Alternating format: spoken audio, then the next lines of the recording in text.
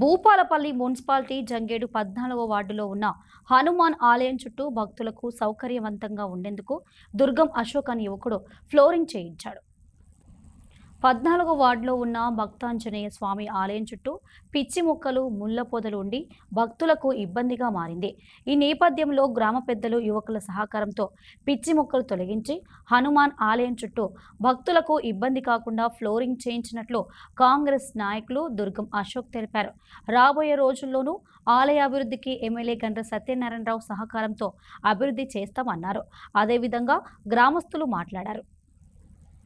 అందరికీ నమస్కారం. నేను మీ అశోక్ దుర్గం. భూపాలపల్లి జంగేడు 14వ వార్డు మాది. 14వ వార్డులో హనుమాన్ టెంపుల్ చుట్టూ అంతా పిచ్చి మొక్కలు, ముళ్ళ మొక్కలు, గడ్డి ఘోరంగా మొలిసి భక్తులు గుడి చుట్టూ తిరగడానికి వీలు లేకుండా ఉండి, ఎవరైతే భక్తులు ఉన్నారో వాళ్ళు లోపల విగ్రహం చుట్టూ తిరుగుడు స్టార్ట్ అయింది ఇక్కడ.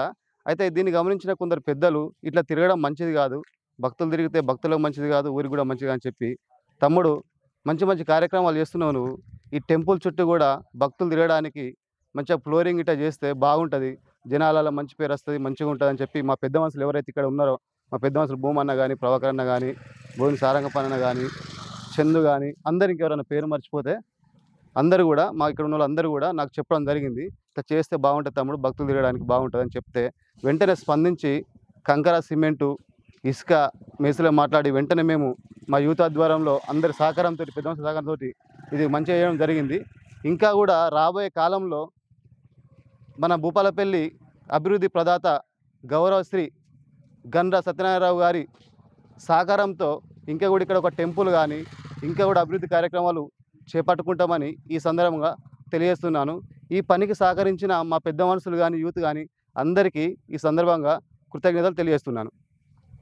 ఈరోజు జంగేడు గ్రామంలోని అతి పురాతనమైన మన భక్తాంజనేయ టెంపుల్కు అసలు ఇప్పటి వరకు దీప నైవేద్యం సంబంధించిన కార్యక్రమం లేదు.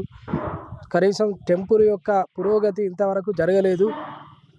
ఇప్పుడు ప్రస్తుతం గండ్ర సత్యనారాయణ ఆధ్వర్యంలో వాళ్ళ కార్యకర్త అయిన అశోక్ గారు ఇక్కడ ఆయన చూడలేక వాళ్ళ యూత్ తరపున ఈ చుట్టూ ఫ్లోరింగ్ చేయించడం జరిగింది.